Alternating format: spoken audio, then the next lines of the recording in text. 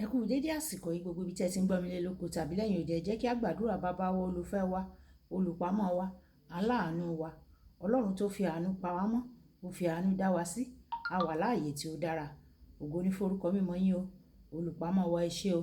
Ọlọ́run tó tún jẹ́ ká rí ọjọ́ ẹtì mìíràn, tó sì bá gbogbo ohun tó jẹ́ ẹtì yẹ̀ yìí nínú ayé wa, tó fún wa ní àṣeyọrí tó yanrantí. Ògo ní forúkọ mímọ́ yín. Ọ̀rọ̀ tí a gbọ́ lẹ́nu kó ṣe ayé ọkàn àti ara wa ní rere o, kó má ṣe lòdì sí wa ní ọjọ́ ìdájọ́, nítorí tí a gbàdúrà lórúkọ Jésù Kristi Olúwa wa. Àmín. Ìwé ọ̀run ṣíṣí tí a ti ọwọ́ olùṣọ́ àgùntàn yín náà kọ Adéjàre Adébóyè kọ, èní ogúnjọ́ oṣù kẹfà, àkòrí tí a ò gbéyẹ̀wò lẹ́ni sọ wípé má ṣe gbìyànjú láti ja Ọlọ́run lólè. Má ṣe gbìyànjú láti ja Ọlọ́run lólè. Ìwé Àìsáyà orí kejìdínlógójì ẹsẹ̀ ìkẹjọ. Àìsáyà orí kejìdínlógójì ẹsẹ̀ ìkẹjọ. Èmi ni Olúwa, èyí ni orúkọ mi, ògo mi ni èmi kì yóò fún ẹlòmíràn, bẹ́ẹ̀ ni èmi kì yóò fi ìyìn mi fún èrè gbígbẹ́. Nígbà tí a mú bíbélì kíkà wá nínú ìwé Dáníẹ́lì orí ìkẹrin ẹsẹ̀ ìkíní títí dé ẹsẹ̀ ìkẹtàdínlógójì. Ìwé Dáníẹ́lì orí ìkẹrin ẹsẹ̀ ìkíní títí dé ẹsẹ̀ ìkẹtàdínlógójì. A ó ṣe pépèpé nítorí àkókò wa.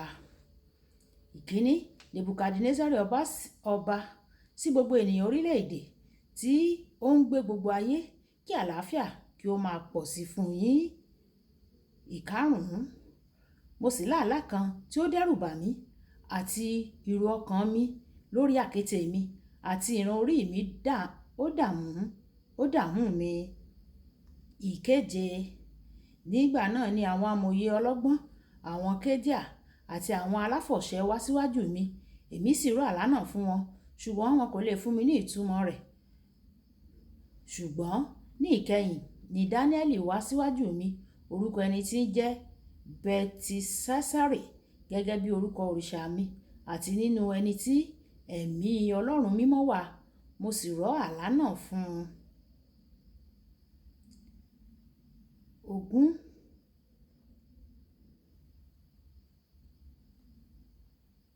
igi tí ìwọ rí tí ó sì dàgbà, tí ó sì lágbára, èyí tí gíga rẹ̀ kan ọ̀run, tí a rí dé gbogbo ayé, èyí tí ewé rẹ̀ lẹ́wà, tí èso rẹ̀ sì pọ̀, nínú èyí tí oúnjẹ gbé wà, lórí ẹ̀ka èyí tí àwọn ẹyẹ ojú ọ̀run ní ibùgbé wọn. Ọba, ìwọ ni ẹni tí ó dàgbà o, tí ó sì jẹ́ alágbára, nítorí títóbi rẹ̀ ó ga, ó sì kan ọ̀run, agbára ìjọba rẹ̀ ó sì dé òpin ayé.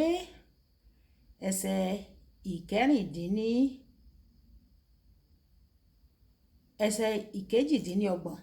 Gbogbo èyí dé bá Nebukadnesari ọba o.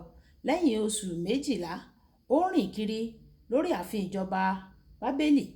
Ó sì dáhùn wípé, kò ṣe pé èyí ni Bábélì ńlá, tí èmi ti fi líle agbára mi kọ́ ní ilé ìjọba, àti fún ògo ọláńlá mi.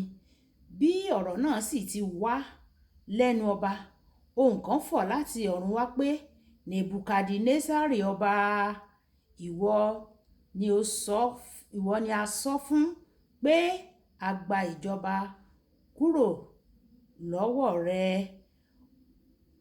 A ó sì lé ọ kúrò láàrin àwọn ènìyàn. Ibùgbé rẹ yóò sì wà pẹ̀lú àwọn ẹranko ìgbẹ́. Wọn ó sì mú ọ jẹ koríko bíi màlúù. Ìgbà 7 yóò sì kọjá lórí rẹ, títí ìwọ yóò fi mọ̀ pé ọ̀gá ògo ní í ṣe olórí nínú ìjọba ènìyàn. Òun a sì fi fún ẹnikẹ́ni tí ó wù ú. Ìkẹrìndínlógójì. Lákòókò kan náà, òye mi padà tọ̀ mí wá o, àti ní ti ògo ìjọba mi, ọlá àti ògo dídàn mi sì padà wá sọ́dọ̀ mi. Àwọn ìgbìmọ̀ àti àwọn ìjòyè mi sì ṣàfẹ́rí mi, a sì fi ẹsẹ̀ mi múlẹ̀ nínú ìjọba mi. Èmi sì ní ọlá ńlá, agbára ju ti ìgbà ìṣáájú lọ. Nísinsìnyí, èmi Nebukadnesari, mo yìn, mo sì gbé ọba ọ̀run ga, mo sì fi ọlá fún ẹni tí gbogbo iṣẹ́ rẹ̀ ṣe òdodo, àti gbogbo ọ̀nà rẹ̀ ṣe ìdájọ́, àti àwọn tí ń rìn nínú ìgbéraga òun lè rẹ̀ wọ́n sílẹ̀.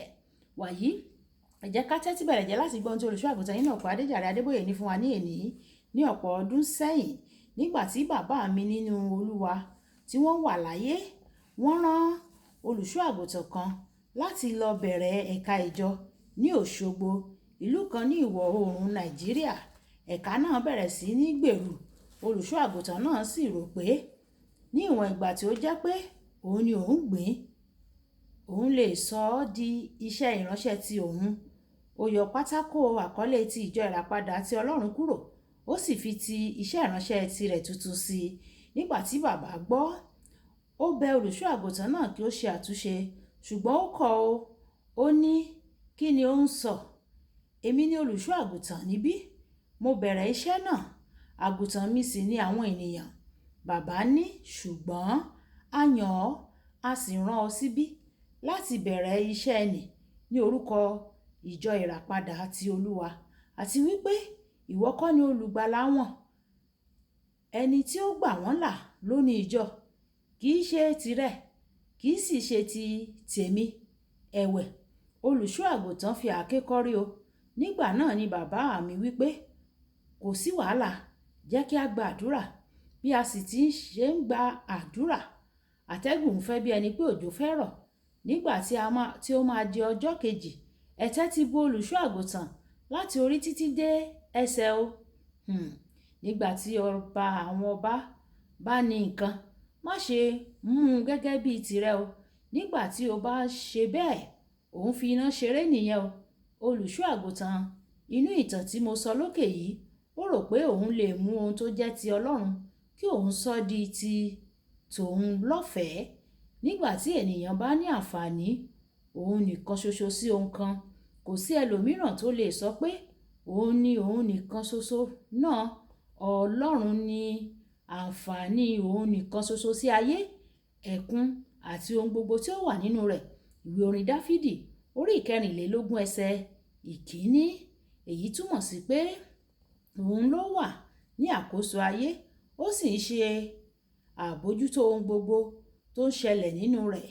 Nínú ìwé Lúùkù orí 12 ẹsẹ̀ 16 títí dé ẹsẹ̀ 20, nígbà tí ọkùnrin tí a pè ní aṣiwèrè ọlọ́rọ̀ sọ̀rọ̀ nípa ẹ̀mí rẹ̀ bí ẹni pé òun ló ní, ó sọ ọ́ nù ní alẹ́ ọjọ́ náà.